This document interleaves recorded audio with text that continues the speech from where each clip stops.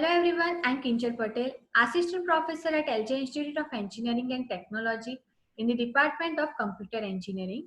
So here is the part 1 of Chapter 3 Parsing Theory, Lecture 9. In this lecture, we will learn shift reduce parsing. So we'll start bottom-up parsing, which is also called as a shift reduce parsing. So bottom-up parsing starts from the input string and it moves towards the starting symbol. So before learning shift reduce parsing, we'll learn handle and handle pruning. So what is handle? Handle is a string which can be reduced by a particular production, and handle pruning is the process of discovering a handle and reducing it to appropriate left hand side non-terminal. Means handle is the right hand side of our grammar, and handle pruning means select that right hand side and reduce it to appropriate left hand side non-terminal to parse the input string. So we learn handle and handle pruning with one example, that here grammar given as E derives E plus E derives E star E, and E derives ID, and the input string is ID1 plus ID2 star ID3. Now bottom-up parsing attains rightmost derivation in reverse. So first we'll derive this string using rightmost derivation. So to derive this string, we'll start from the starting symbol E. Now we want to parse ID plus ID. So here we'll replace E with E plus E. Now we want to also parse ID star ID. So we'll replace rightmost E with E star E. Now the format has been generated as we want ID1 plus ID2 star ID3. So now we'll replace rightmost non-terminal E with ID3, then rightmost non-terminal E with ID2, then rightmost non-terminal E with ID1. So here our string has been derived using rightmost derivation. Now bottom-up parsing performs rightmost derivation in reverse. So we'll see how bottom-up parsing derives a string. So here Wright's essential form is ID1 plus ID2 star ID3. Now we want to select handle. So handle will be selected according to the string that we want to pass the string ID1 plus ID2 star ID3. So here our first non-terminal has been replaced with first terminal symbol ID1. So in this string ID1 will become handle. Now we'll replace ID1 with its left hand side, which is E. So production is E derives ID. So here ID1 will be replaced with E. Now here in this step E has been replaced with ID2. So now ID2 will become handle and the production is E derives ID. So now ID2 will be replaced with E. Now in third step, third non-terminal has been replaced with ID3. So here ID3 will become handle and production is E derives ID. So ID3 will be replaced with E. So now in E plus E star E, here see in the third statement that E has been replaced with E star E. So now our E star E will become handle and we want to reduce E star E with left hand side non-terminal, which is E. So E star E will be replaced with E. Now our right essential form is E plus E. So E plus E will be reduced with left hand side non-terminal E. So E plus E will become handle and E plus E will be replaced by E. So this is how bottom-up parsing starts from the input string and it moves towards the starting symbol to parse the input string. Now shift reduce parser. So shift reduce parser performs four basic operations, which are: first, shift means to parse the string using shift reduce parser. There are two data structures used. First one is input buffer and second one is stack. So initially stack is empty and in input buffer input string is stored. So shift operation is used to move the symbol from input buffer onto the stack. Shift instruction used to move the symbol from input buffer onto the stack. Now next operation is reduce. So if the handle appears on the top of the stack, then reduction of it by appropriate rule is done, which is called as a reduce. So reduce is used to select the handle from top of the stack and reduce it by appropriate non-terminal symbol. Now except if stack contains starting symbol only and input buffer is empty at the same time, then the action is called except. Means if starting symbol contains start symbol and if input buffer is empty, then our string will be parsed successfully. And last operation is error, a situation in which parser cannot either shift or reduce the symbols and it cannot even perform the except action, then it is called error action. So these are the four operations shift reduce parser performs to parse the input string. So we'll learn shift reduce parser with one example. Here grammar is given as E derives E plus T or T derives T star F or F derives ID. And string is ID1, ID plus ID star ID. So to pass this string using shift reduce parser, two data structures are used. First one is stack and second one is input buffer.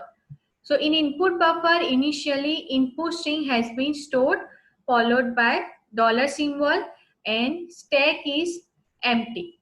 Now we want to parse this string, so we need to move the input string onto stack to perform parsing. So to shift one character from input buffer onto stack, shift action is used.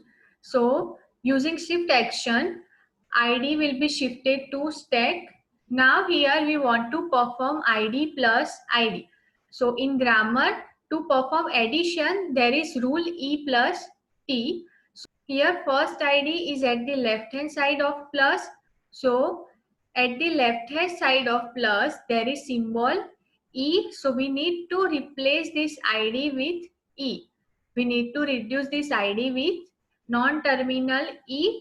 So to reduce ID with non-terminal, first we need to reduce this ID with F and then F with T and then T with E.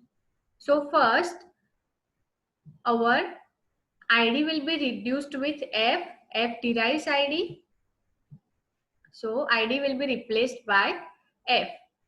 Now in input buffer, input string is plus ID star ID dollar. Now this F will be replaced with T to derive E.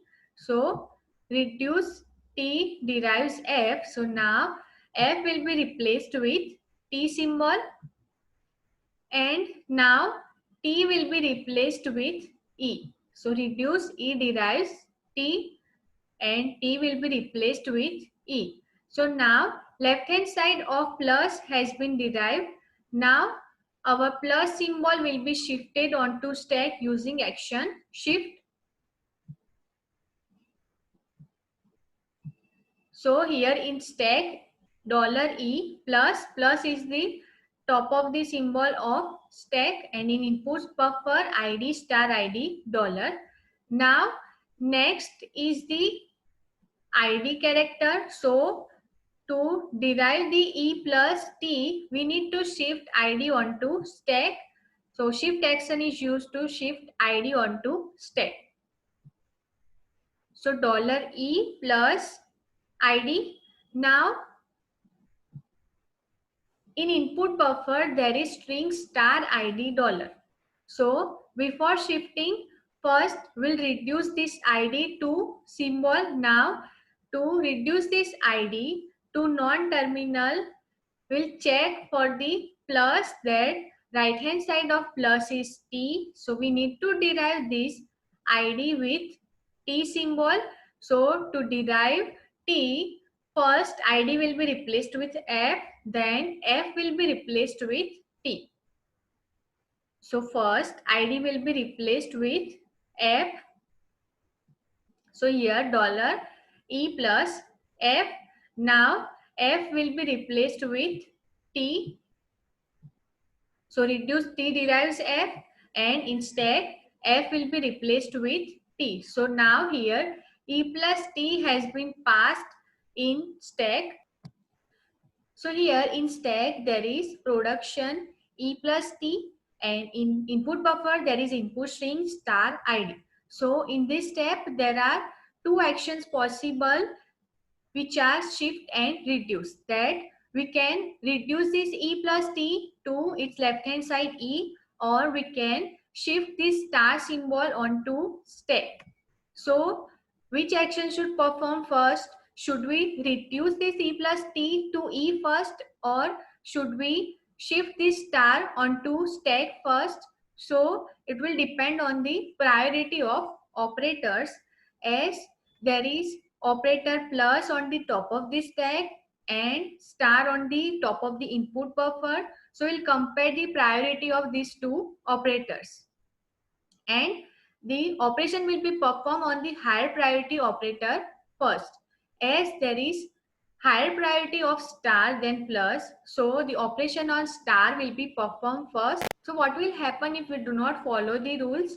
Like if we reduce this e plus t first, so if we reduce this e plus t first, then e plus t will be reduced with e. So our next statement will be e in stack. Now we'll shift this star and id on stack. So next production in stack will be $e star id. Now we'll replace id with f. So next production will be $e star f. So as there is no production in our grammar to replace this production with left hand side, so our string cannot be parsed successfully if we do not follow the rules of priority. So when two actions are possible at the same step, then we need to follow the rule of priority, that we should perform the operation on higher priority operator first. So here first we'll shift this star from input buffer onto stack. Now here in stack there is production e plus t star, and in input buffer string is id dollar. So as there is no production to derive left hand side in grammar, we'll shift id onto stack.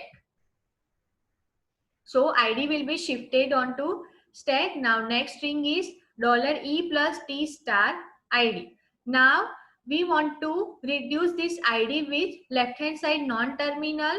So as right hand side of star is f, so we need to replace this id with f.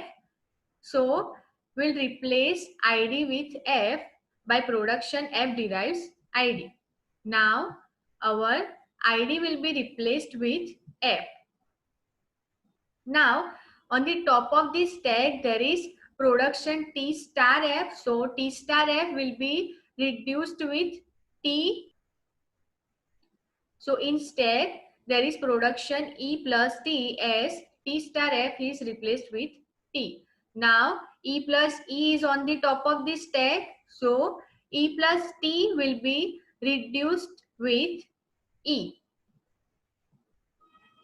So in stack starting symbol has been derived, and in input buffer there is empty string. So if there is starting symbol in stack and dollar in input buffer, then we can say that our string has been parsed successfully. So accept action will be called. So this is how we can parse the string using CF reduce parser. Thank you.